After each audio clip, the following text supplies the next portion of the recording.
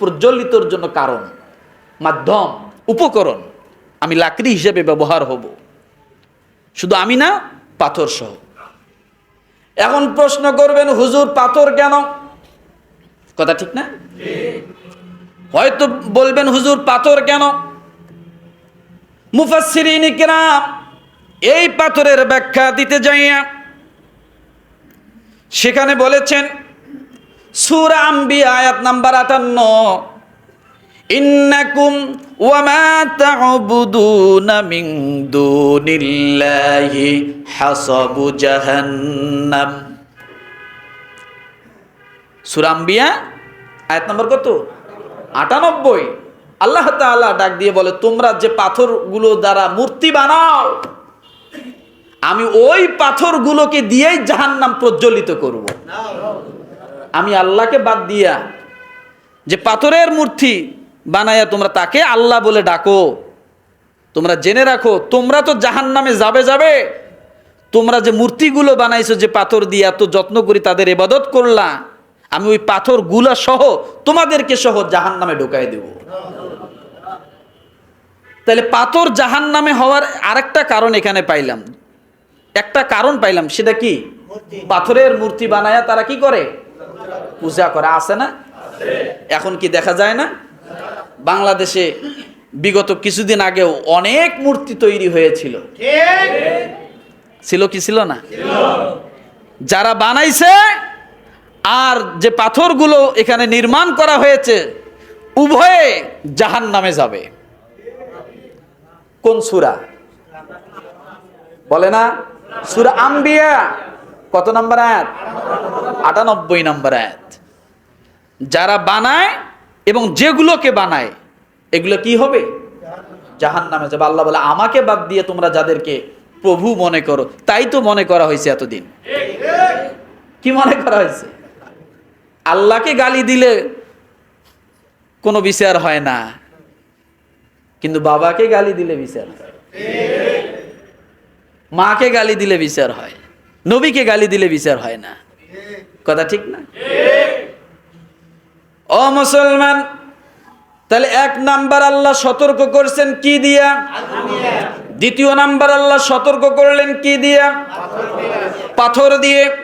এরপরে তৃতীয় নাম্বার আল্লাহ সতর্ক করেন, আলাইহা মালাইকাতুন গিলাদুন শিদাদুল্লা ইয়াসুনাল্লাহা মা আমারহুম ওয়া ইয়াফআলুনা মা ইউমারুন।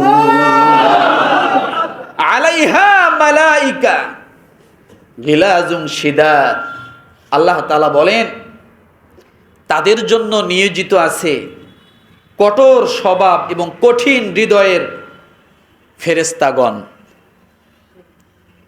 তাহলে আল্লাহ তৃতীয় নাম্বার সতর্ক কাকে দিয়ে করতেছেন? কঠোর স্বভাব এবং কঠিন হৃদয়ের কি? ফেরেশতাগণ।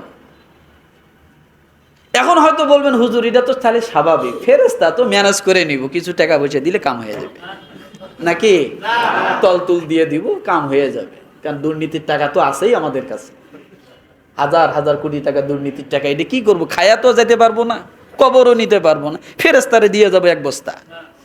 এমন কথা বলে না? এমন নো। আপনি হয়তো এটা হালকা ভাবে সতর্কতা নিলেন, আলাইহা মালাইকাতুন গিলাজুন শিদাদ, কঠোর এবং কঠিন হৃদয়ের ফেরেশতা সেখানে নিয়োজিত। কেমন কঠোর এবং কেমন কঠিন হৃদয়ের? আপনি হয়তো এখন পরিবারকে এইগুলা বুঝাইলেন যে দেখো কঠিন হৃদয়ের ফেরেশতা সেখানে আছে, তোমাকে ধরলে ছাড়বে না।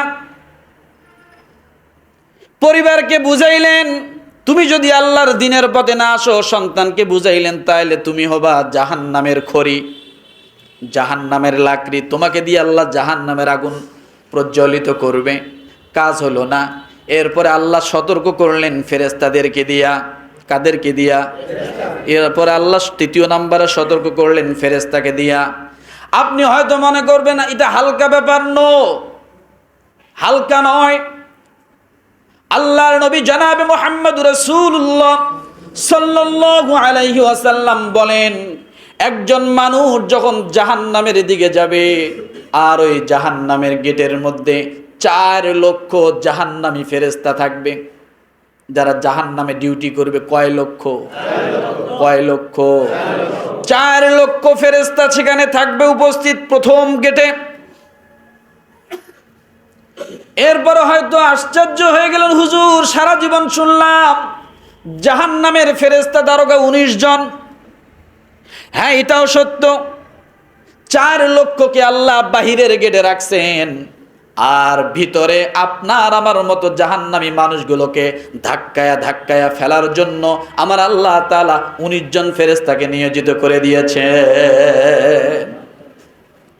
ওরা হেড, ওরা কি? ওরা লিডার।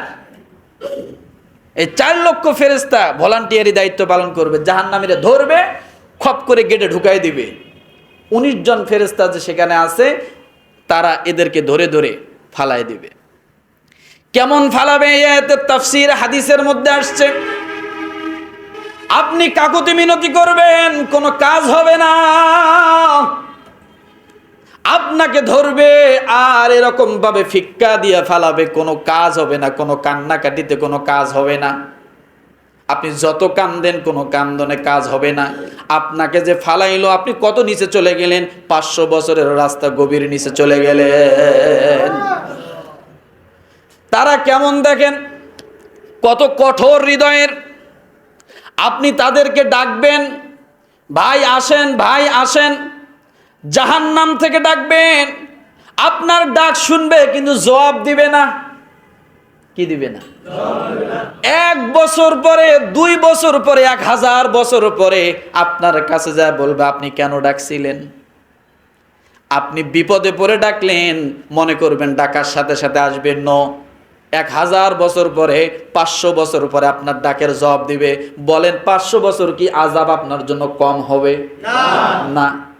এক একটা ডাকের জবাব যদি 1000 বছর পরে দেয়, তাইলে বোঝেন তাদের হৃদয়টা কত কঠিন।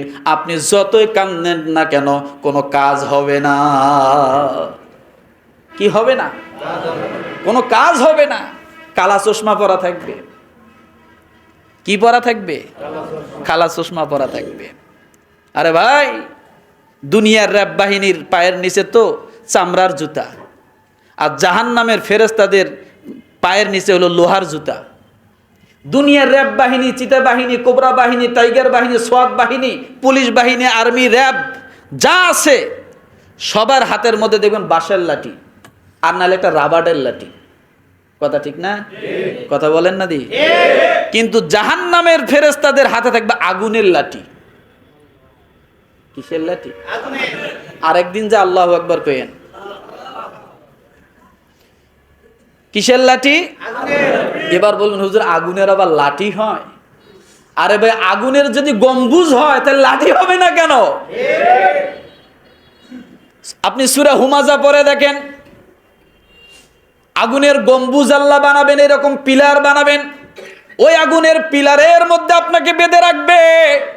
আগুনের পিলারে যদি বেঁধে রাখা যায়, তাহলে আগুনের লাঠি হওয়া কোনো অস্বাভাবিক ব্যাপার নয়। কোন সূরা বলছি? সূরা হুমাজা। সব ডকুমেন্ট দিয়ে যাচ্ছি। আগুনের পিলার হবে, সেই পিলারের মধ্যে বাঁধা হবে, পিছনে পিঠ মোড়া দিয়ে হাত বেঁধে, এরপর আপনাকে বাইরানো শুরু করে দেবে। ও মুসলমান, তাহলে কি বুঝলাম? 3 নাম্বার সতর্ক কি? ফেরেশতাগণ অনেক কঠিন স্বভাবের হবে, কঠিন হৃদয়ের হবে। আপনি যতই কান্নাকাটি করেন না কেন, কোনো কাজ হবে না। আপনি যতই কাকুতি মিনতি করেন না কেন, কোনো কাজ হবে না। কারণ দুনিয়ার পুলিশ হয়তো রিকশাওয়ালার কাছে 10 টাকা ঘুষ নিতে পারে, কিন্তু তারা 10,000 কোটি টাকা দিলেও কোনো কাজ হবে না। কাজ হবে না? নো, কাজ হবে না। এটা দুনিয়ার পুলিশ না, ওটা আখিরাতের, ওটা আল্লাহর বাহিনী। কার বাহিনী? আল্লাহ। ওটা আল্লাহর বাহিনী, যাকে ধরে ছাড়ে না। এই জন্য বলি, মুসলমান নিজে বাঁচো, পরিবারের লোকদেরকে বাঁচাও। আমি নামাজ পড়ি, তাসবিহ পড়ি, ফজরের নামাজ জামাতের সাথে পড়ি, তাসবিহ আমার হাত থেকে যায় না, কিন্তু আমার ছেলে এক ওয়াক্ত নামাজ পড়ে না। 365 দিন আজান হলো, 1800 ওয়াক্তর আজান, এক ওয়াক্ত নামাজ মসজিদে কোনোদিন আদায় করে না। আবার ওই ছেলের জন্য বাড়ি করলাম, গাড়ি করলাম, ওই ছেলের জন্য শীতের পোশাক কিনলাম, ওই ছেলের সুখের জন্য সব করলাম, কিন্তু ওই ছেলে জাহান্নামে যাচ্ছে আমাকে সহ নিয়া। কাকে নিয়া? আমাকে সহ নিয়া। আপনি বাবা, আল্লাহ আপনাকে বলছে, ইয়া আইয়ুহাল্লাযীনা আমানু উ আনফুসাকুম, নিজে বাঁচো, পরিবারের লোকদেরকে বাঁচাও। শীতের থেকে বাঁচাইলেন, গরমের থেকে বাঁচাইলেন, কিন্তু জাহান্নামের আগুন থেকে বাঁচাবে কে? আরেকজন? জিবরাইল এসে বাঁচাইবে? হ্যাঁ, শীতের কাপড় কিনে দিলেন ঠান্ডা থেকে যেন বাঁচে, কিন্তু জাহান্নামের আগুন থেকে ধরা খেয়ে যাব। কি খেয়ে যাব? ধরা খেয়ে যাব। তাহলে 3য় নাম্বার সতর্ক আল্লাহ কি দিয়ে করলেন? ফেরেশতা। এরপরে দেখেন, আপনি তো মনে করলেন ফেরেশতা